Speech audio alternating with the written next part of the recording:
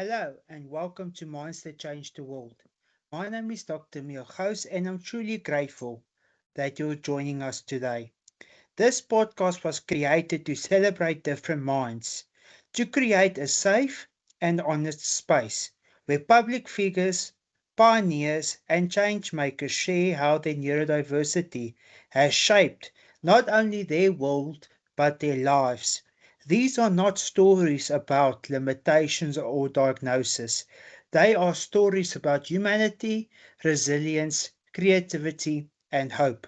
In a world where so many people feel unseen, misunderstood, or pressured to fit into boxes that were never designed for them, Minds That Change the World exists to remind us of one simple truth. Thinking differently is not something to hide, it's something to honor. Today's conversation is especially meaningful. It is open, human, and deeply affirming, and my hope is that you listen.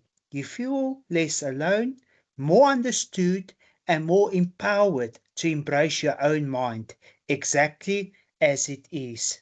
I had the privilege and honor to have an interview with comic legend Barry Hilton. Enjoy the interview.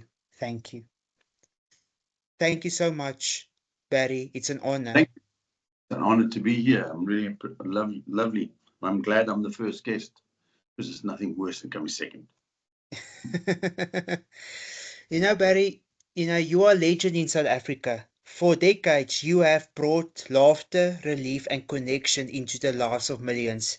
More recently,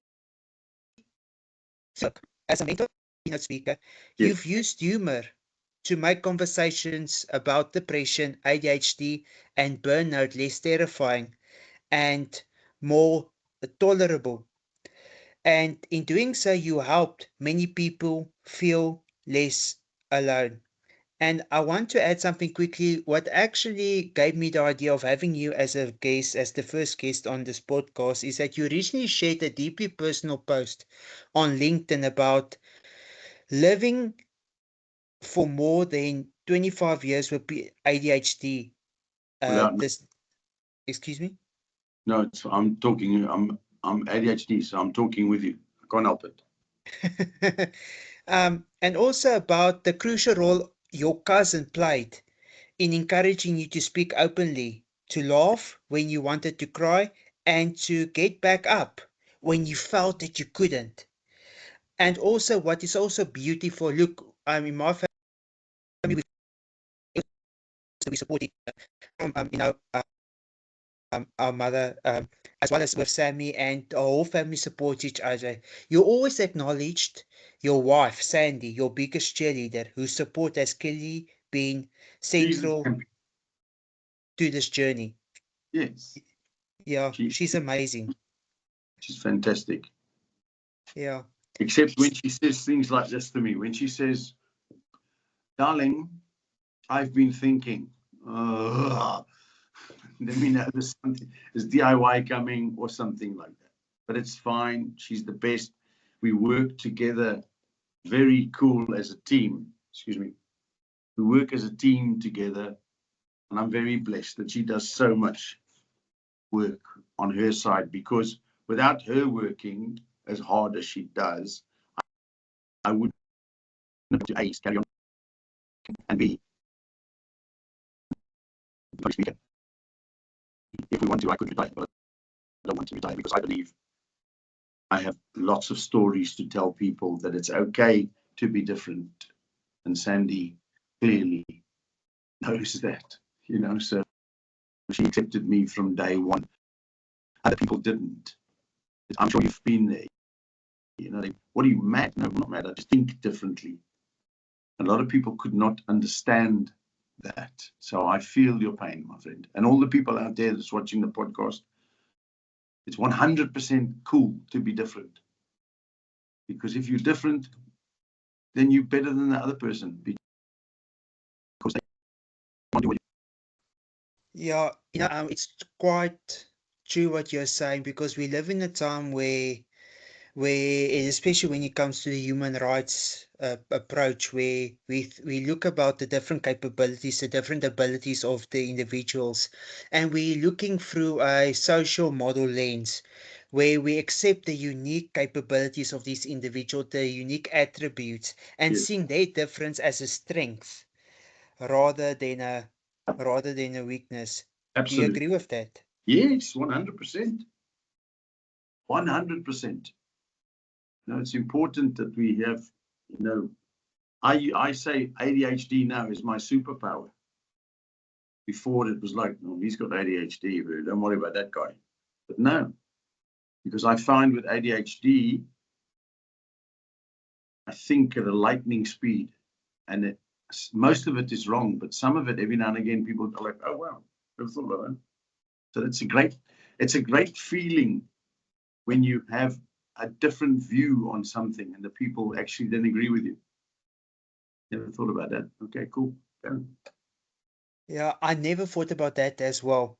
But I want to shift gears now, Yeah. and I want to talk about because look, we all know the Barry Hilton, the legend, the cousin. Uh, You know, yeah. And like I told you, before we went on air, I remember as a non-speaking autistic adult, as a young child actually, young adult but child specifically, I used to watch a lot of television. My big passion was rugby, but more importantly, I used to watch television especially, and I remember fondly about a Savannah um, advertisement of yeah. you being in the bar, and there was different segments that came out, and I remember the humor that came through. For instance, about the peanuts or the nuts, and there were a lot of elements in your advertisements, but that is the image that we got of the legend Barry Hilton. And there was also a couple of years ago a documentary on Mnet about your life, if I wasn't mistaken. But I Sandy, watched that. Yeah. But I want to ask you now, um, when the lights are off, who yeah, is the real Barry Hilton with no audience? the one you're talking to now, because the one you're talking to now is the same one that's on the stage. Only on the stage, I'm allowed to express my feelings to hundreds, sometimes thousands of people. I'm the same person. A lot of people will ask Sandy, is he like this at home? And Sandy will say, well, basically, this is who Barry is. But does he make you laugh all the time? No. When I'm on stage, I'm thinking funny and I'm talking what I'm thinking. But I don't tell jokes constantly to Sandy. But my friends, I have a very small, select group of friends who understand me, and I love them and as they love me. And I don't have to pretend that I'm a normal guy to them because I'm not really normal, but it's okay. I have feelings. No, I get scared about things, I'm elated about things, but I'm the same guy. I tell everybody when I'm on stage, for instance, and I'm really like pumping it, I get a buzzing in my ears. And I tell people, and they look at me like I'm nuts. I get this thing in my ears, and it sounds like it's in my ears. Okay, I can hear it, and I feel like I'm floating across the stage. I can't feel my feet. I know they're there, but I can't feel my feet. And I look up and I think, hold on, I've just crossed the stage here. Flip sake. So I think maybe that's adrenaline or whatever, but it's a great feeling when I'm like that. But generally, what you see on stage is what you get at home. Yeah. Now, and it's a very honest review, and that is how you're supposed to be in life. And Yes. the thing is that, what we find in the autism field is that many people fit in, try to fit into this mold. They tend to mask their behavior to fit into different environments, etc. Um, and also, you talk about the sensory overload that I wanted to add. Sensory, for instance, when I'm in a big public environment, a big environment where there's a lot of noise, etc., my senses suddenly is overwhelmed. And for instance, if I'm in a big room of 1,000 people, I usually consider faces of people because of my brain protects itself, you Yes. know. So, but I also get the feeling, for instance, when I'm at the United Nations building, when I do advocacy on a higher political level, there's not a better feeling that it's like that adrenaline rush as well. But you see it as a strength, not a weakness. Yes, absolutely. A lot of my perceived weaknesses are my strengths because I'm actually quite an emotional person and I cry quite easily. But it's not because I'm not mana. It's because I'm open to things like that. I cry. I'm very sad. Things like that. When I used to cry, I remember my father saying to me, "Stop being such a baby. Stop it. Men don't cry." It's fine. But it's fine to be different. So I understand your feeling when you imagine talking to the Assembly of the United Nations. Wow, that's blown my mind that you would be able to do that. That's just Yeah, amazing. yeah. But luckily it only happens once a year. But for you, for instance, but it's constantly because that's your job that you do. You're Yeah. addressing crowds. Um, so what do you do? It's very interesting though, because look, anxiety. Do you get anxious? Do you get anxious before a big performance or gig? Yes, I actually feel like I'm going to flip before I'm going on stage every time, and I've done over 7,000 shows. So I have medication that calms me down. I take it every day. It's something you've got to do because there's another thing. You want meds. What's wrong with you? Well, I'll tell you what's wrong with me. I have an imbalance in my brain that makes me nervous, and then my imbalance in my brain also makes me think like this and this and this and this and this. But however, to fit into society, I've taken this meds, and these meds are helping me. Because 20 years ago, 30 years ago, if if I if I'd have been, they would have saying you should have maybe a bit of a nutcase. But it's not. We're just different. You autistic, so what? So what? It's nice to be different. In fact, so I do get very, very nervous. I'm nervous. Before we started speaking, I spoke to Sandy. Must have been 10 times. He said, "Okay, you look okay. The right." So it's weird, isn't it? Yeah, If you don't get nervous, then you're in the wrong place.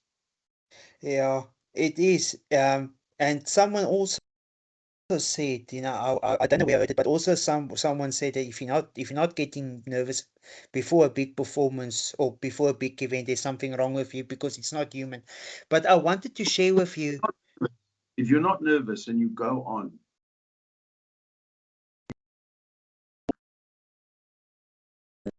follow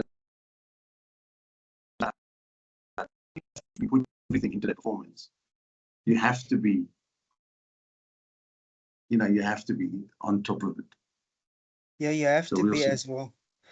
Um, and you talk about this thing about trying to fit into this mold. When I can relate to it as an autistic young adult where you tend to fit into the environment's expectations. Throughout, my life, school, university, there were a lot of masculine, ableist expectations. You needed to adhere to this. If you were not, for instance, at university, if you weren't a big talker, if you weren't drinking, using alcohol, if you weren't a rugby player, if you weren't a sportsman, you know, be isolated as exactly. And for me, being a bi or semi-speaking young individual, it was really challenging because I couldn't express myself, and people said, "No, listen, what's wrong with this guy?" as well. So I think we moved on when you look about acceptance in the 21st century. How do you see it now? Well, people accept that.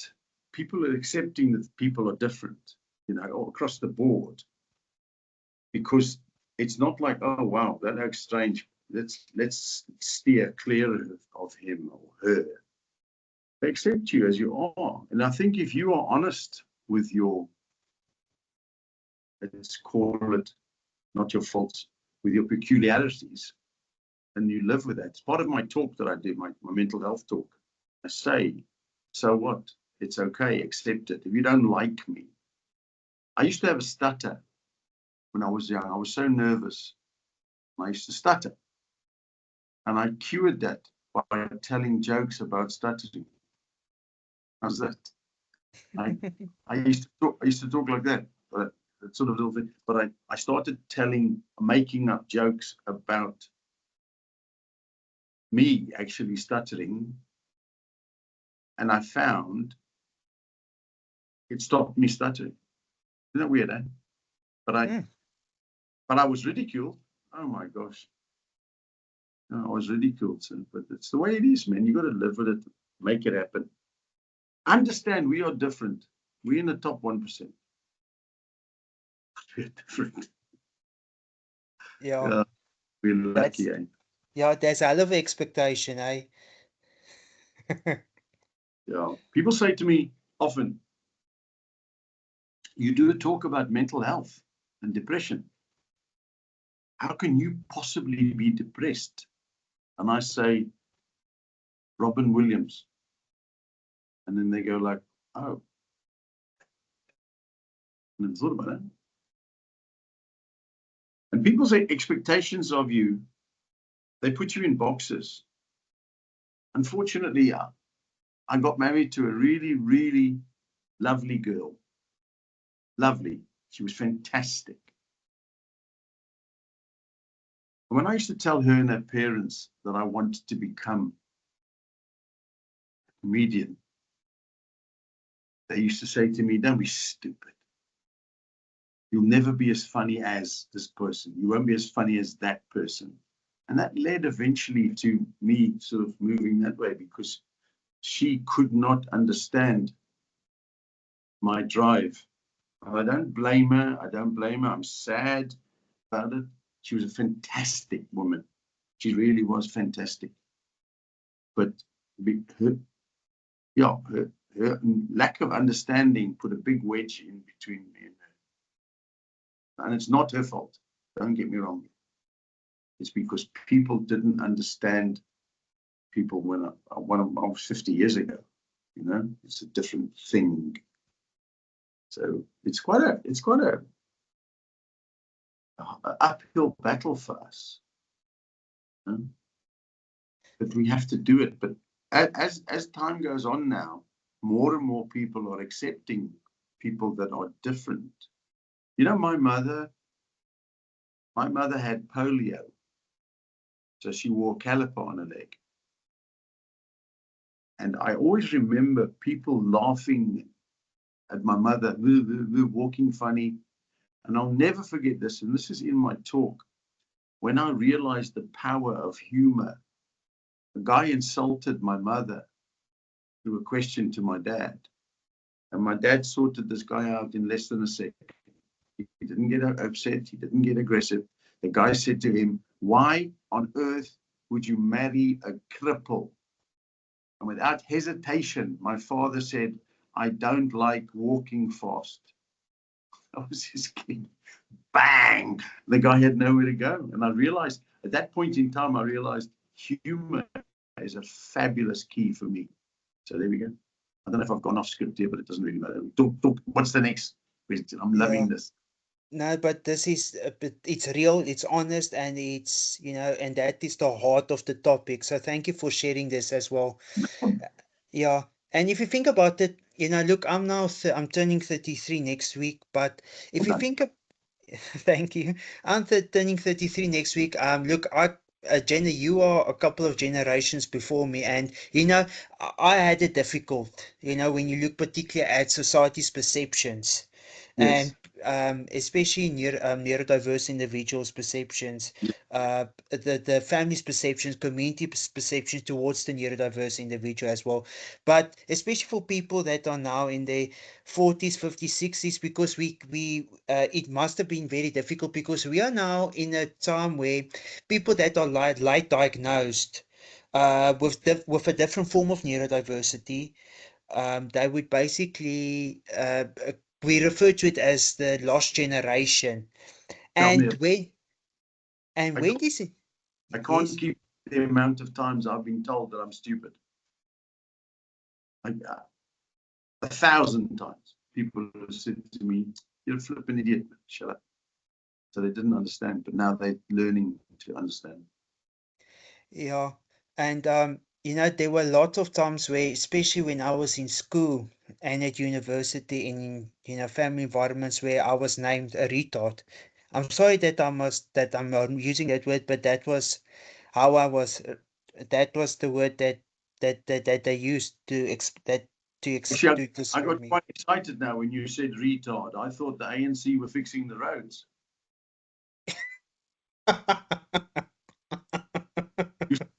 That's how my brain works. You said retard, and my brain split that. It's the road has been retard.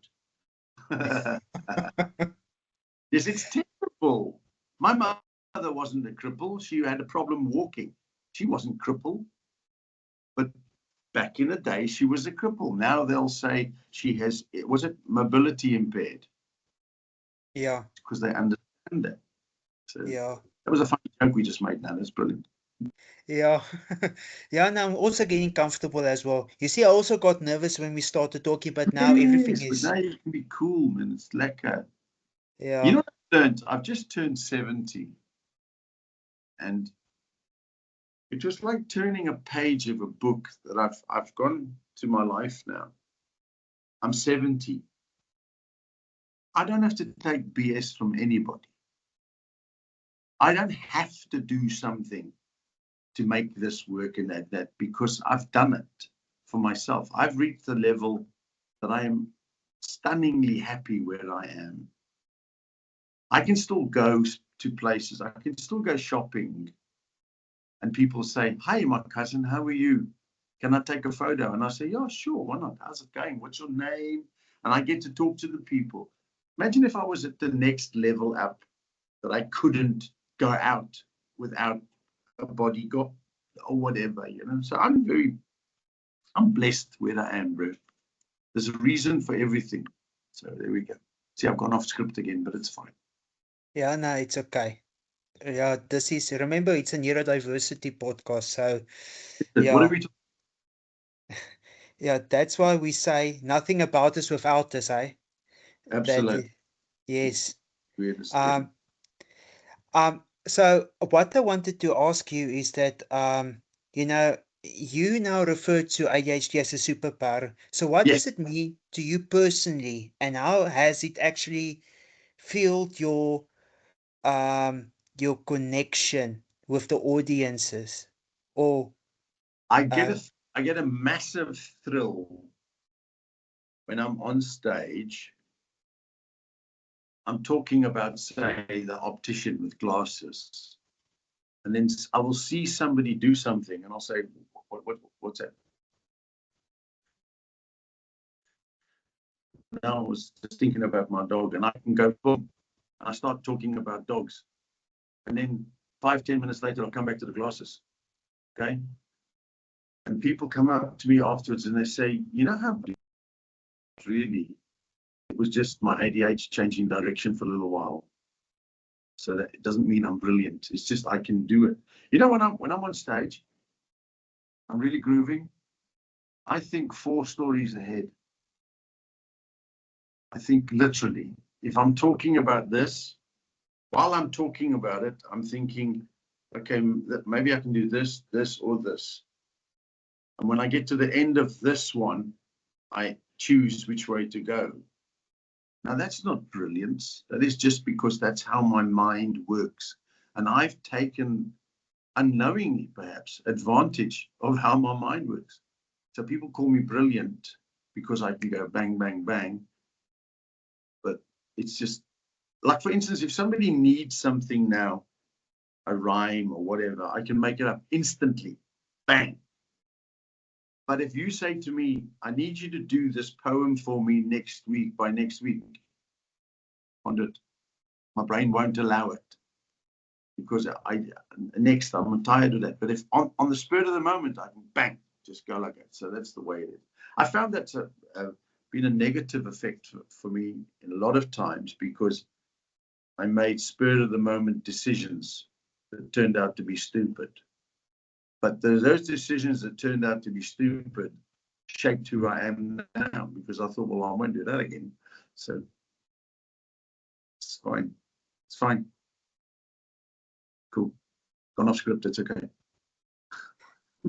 It's part of your identity. It is part of my identity. I make no excuses for who I am. What I have done lately, though, when I meet somebody, I tell them straight away. I say, listen, I'm probably going to interrupt you while we're talking. I'm probably going to talk about something completely different. It's not because I'm rude. It's because you've given me enough information that my brain says, okay, next. So I tell people in the beginning, I'm sorry, I've got ADHD. If you don't like it, then don't talk to me. I'm not rude with it. Does that make sense? I'm not rude with it. But so I find by owning up to what you have, people respect you more. Yeah. I mean, you're not a god. You're a highly, highly intelligent bloke who chose not to speak for 15 years. So what? No, really. So if you think about it, your voice box has got a 25% long life guarantee, because your voice box is going to carry on working for 15 years after you die. So there we go. Yeah, that's actually new. That's a new perspective. I never thought about that, actually. your voice box is barely running. Would you mind if I talk about that on stage? Yeah, please. Please. I've got a friend, this guy was non-verbal till he was 15. Wow. Isn't it funny? When kids are 15, they become non-verbal to you until they're 27. Because so you got it the other way around. Yeah. You know how many times my children have phoned me up? The ones that are 14, 16, you're an idiot. All children think their parents are idiots when they're going through puberty and things like that. But my older kids often phone me up and say, wow, Dad, I'm sorry. And I go, for what? No, for all the nonsense I gave you when I was a youngster. I go, but why? It's because my youngster is doing the same thing now. So it happens, doesn't it? Make it happen, Rude. 15, you got to barely run in voice box. Well done. Yeah, you actually gave me a new. You see now, I actually learn more while you're talking. I can learn more about myself. Actually, gives me a lot of insight. Well, exactly that. I made a joke up about you being non-verbal. Okay, I'd finished the joke, and instead of saying, "Okay, the joke's finished," I carried on talking about something else. Not to disrespect you or anything, but I'm going to use that joke because that's funny. You're non-verbal till you're 15. My kids only became non-verbal when they were 15. Because you get how you feel. Fine. I'm going to use that. I'm going to write a story about it. Yeah, no, please do. Yeah, Barry, for me, you talk about that because to become semi-verbal after that, it was very difficult because you could only say yes, no, thank you.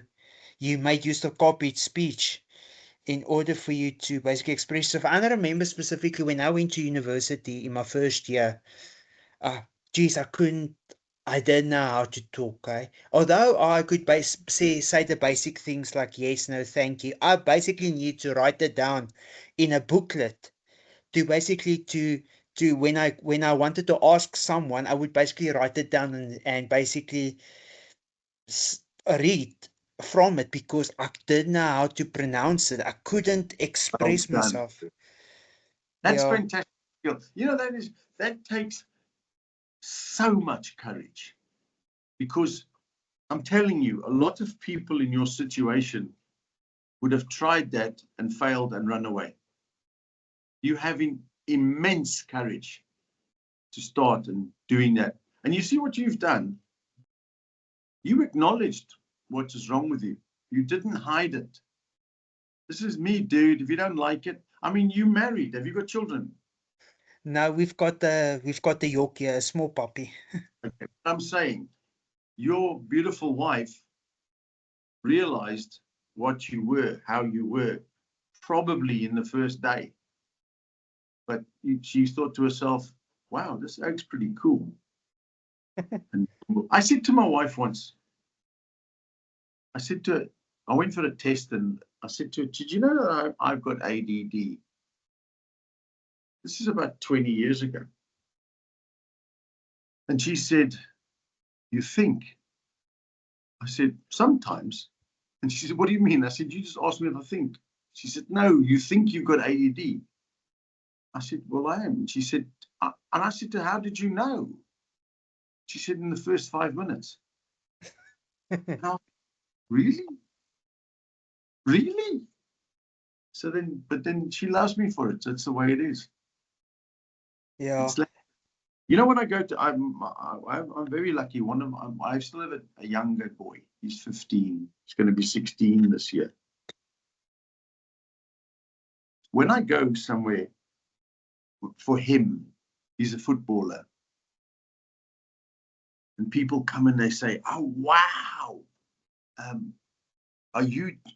Is Jack your son? And I say, yes. And while I'm here, I'm Jack's dad. I'm not Barry Hilton. I'm not this funny guy. I'm here to support my child. You can call me Barry if you want, call me Plonker if you want, but understand, I am Jack's dad. That's it. So I've made that clear wherever we go, because I don't want Jack to achieve something and then people go like, if it's only because of, no, it doesn't work that way. Jack's got his own mind, his own way he thinks, and he's very cool. I'm very proud of him. Like all my children, I'm very blessed with all of my kids. They're really cool. They're very talented in what they do, stuff like that. So Yeah. here's the thing. I don't know if this happened to you. I can visualize something. Like if my wife wants to do something, say change the lounge or whatever, or put an addition cupboard, do you know what I'm saying? I can go, okay, if we put that there and we take that there, we put that there, and that comes there, we'll move this light there, and we'll do that. And she's going like, what are you talking about? And I say, wait. And then when we do all that stuff, she goes like, wow, I didn't realize this is what you meant. So I can see that. I can see it. I can see it. It's like it's here. But to get people to understand that you can see that is very difficult.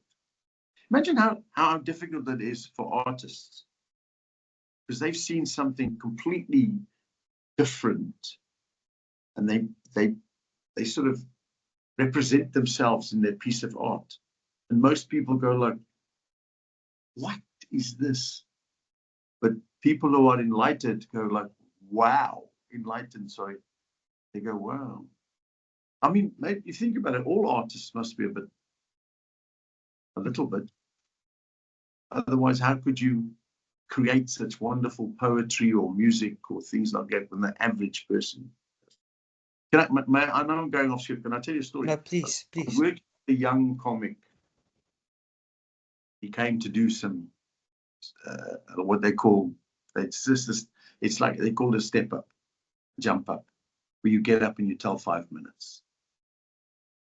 So guy was panicking backstage. And I said to him, I want you to understand here now. All the people out in the audience there, when you go out there, they wish that they had the courage to do what you're about to do. That's difficult, David. The courage you had to go to university, OMG. Well done, bro. But now look at you all now. You went to university, you've become a doctor, you're almost a professor, just so you could speak to me. I mean, I'm very honored. No, thank you. Thank you for the compliments. I really appreciate it. What I want to ask you, when you think about your success over the last couple of years, do you think that you would have achieved all of these accolades without your ADHD? No, never. I would never have done it without my ADHD. Because I would have been the guy that's listening to the jokes, not creating them. I would have been the person that doesn't things that are silly. For instance, there was a movie called The Day After Tomorrow. And I remember going to the cinema with my girlfriend at the time. And we sat in the cinema. And it was a Tuesday night.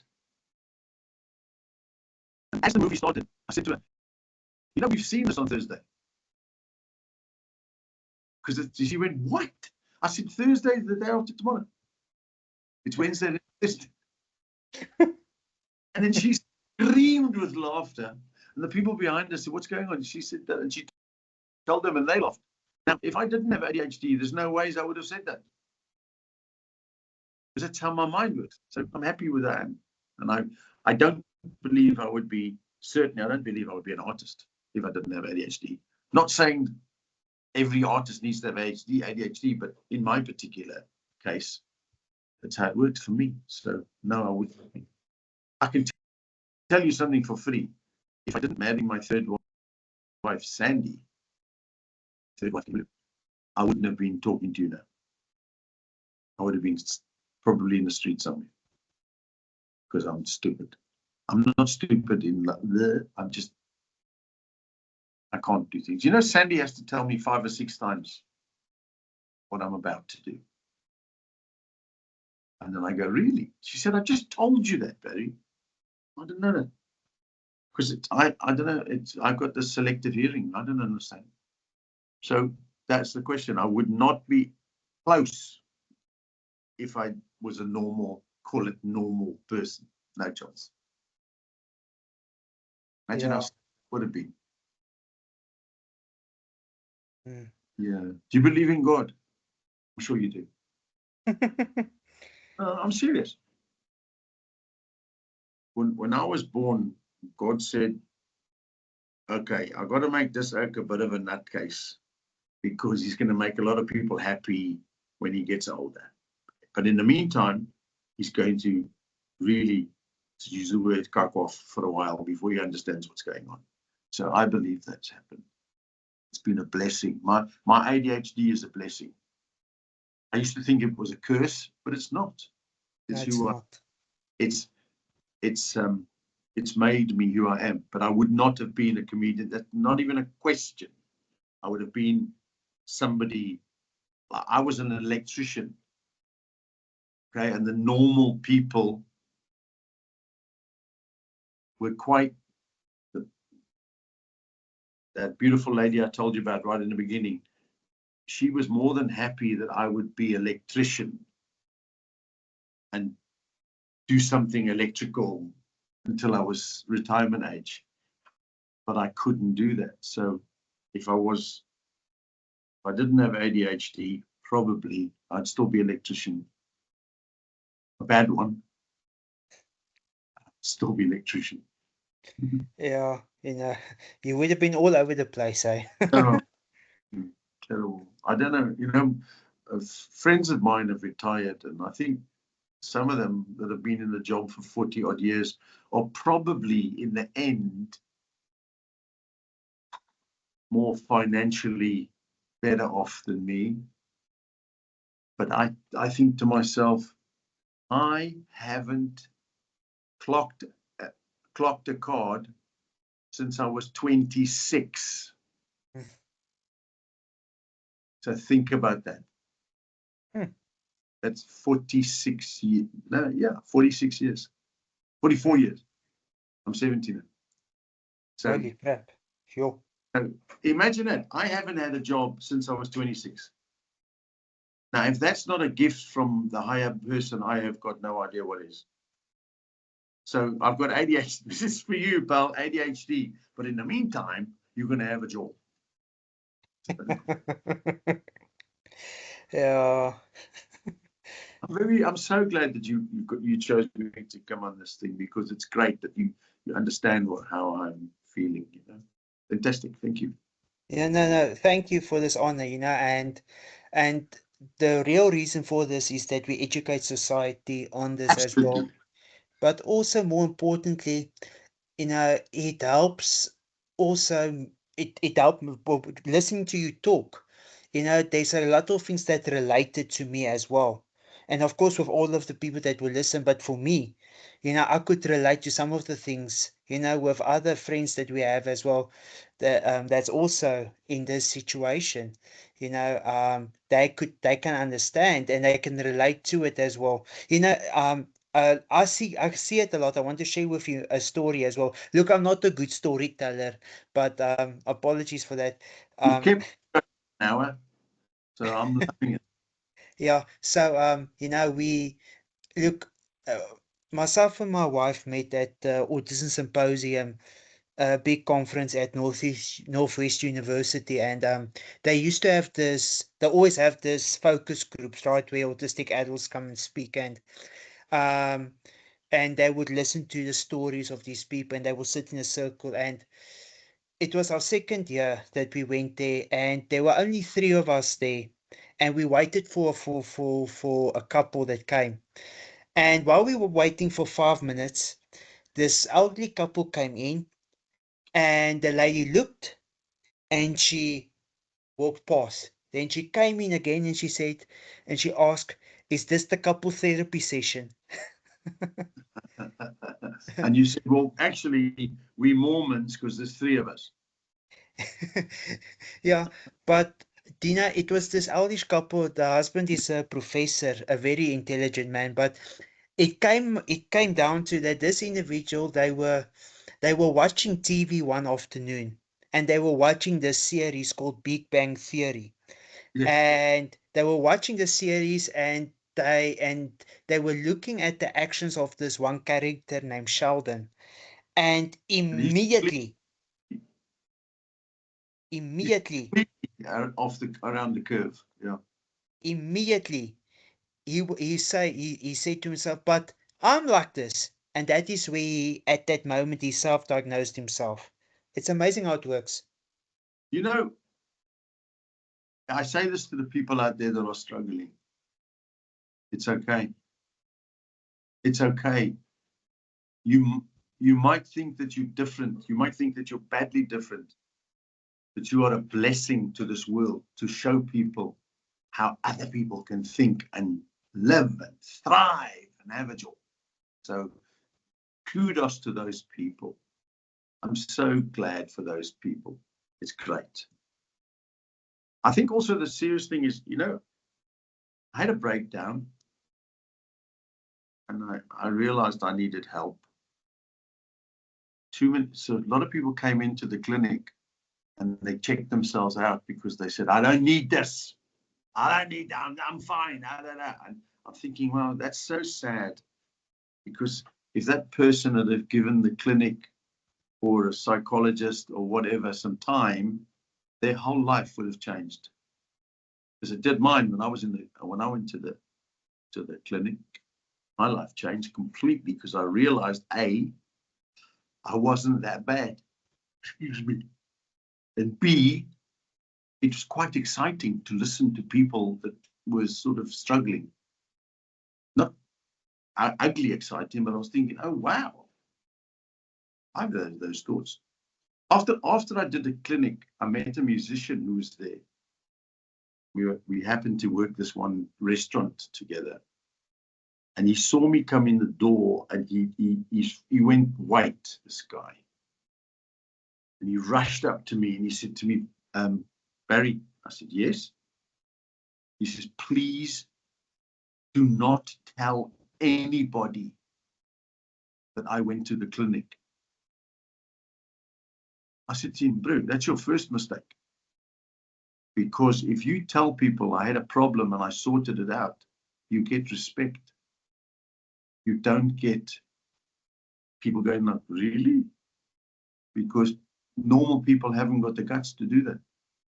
It's very difficult to live our life.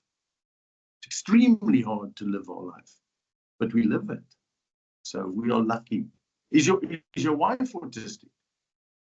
My wife is a semi-verbal autistic, dyslexic, beautiful young lady, yes. And we relate towards each other. We relate to each other in the That's most significant fabulous. way. You see, my mom used to say, don't worry, there's a lid for every pot. You just got to find the lid that fits. Yeah. And also, we've got the neurodiversity household as well. Our whole family in our household is neurodiverse as well. And we refer to it as an ecosystem because we support each other. Uh, Yes, it's fabulous. yes. Yeah. And when one is down, the other one picks her up. And when Yeah, we are down, we pick each other up. I And tell you, that's how it works. my wife, I don't understand sometimes how she puts up with me, really, because I'm just low scope, but I can do 6 things at once. And she obviously loves me for other things and whatever. But I think secretly she loves the fact that I'm a bit sort of wacky, so she doesn't know what's going on. So I'm very blessed. And if you're blessed enough to have somebody that understands you, then you're halfway there, aren't you? Yeah. We accept each other unconditionally. Our whole Absolutely, family does. And that is the significance of, and I think that is the break. That's the most critical element towards the growth, but supporting each other and unconditional acceptance. absolutely, Mm. absolutely. So where are we going now? What's the next one? I've got two more things to ask you. The one thing is, if Yeah. you can go back in time and Yes. you could basically ask the younger Barry Hilton or give the younger Barry Hilton advice, what would you say to him? Well, first of all, if I could go back in time, before I met Barry Hilton, I would find Nicholas Tesla and say to him, you were correct. Time travel is possible. Okay. The young, I would have said, you know what, dude?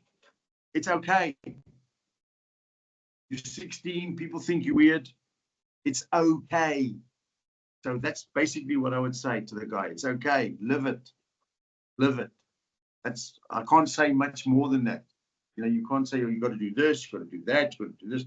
Understand that you are different and live with it.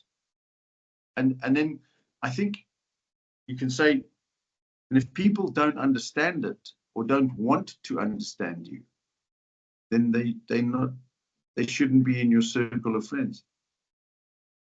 You know, Exa- I had a few people once they got me up, and I realized after a very short space of time, they we were joking and all that stuff. There was some guys I worked with, and I realized after a short space of time they were taking me for a fool, and I just dropped them.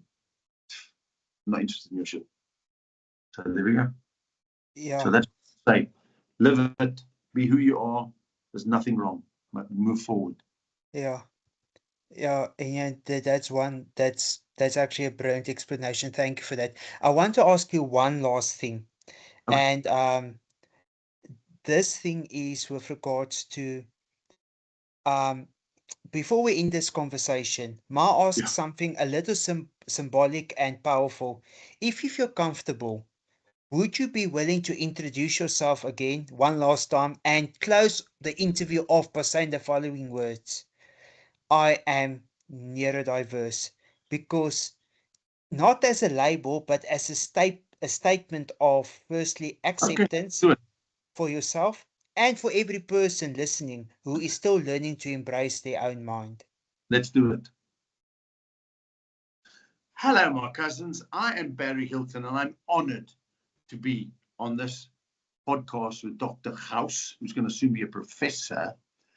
And he's a cool guy, and he's made me realize it's okay to be different. And you know what? I am neurodiverse, and that's cool because you probably get three of me in a conversation. Enjoy. Don't ever worry about being that. Be yourself. Be who you are. Neurodiversity. Okay, that's Thank you so much, Barry. pleasure. Thank you for this conversation and thank you for being inspiration. Oh, fantastic. I appreciate it. I'll talk to you Yeah. soon. Thank you, everyone. Thank you very Thank much. you. Thank you. Bye bye. Goodbye. Thank you.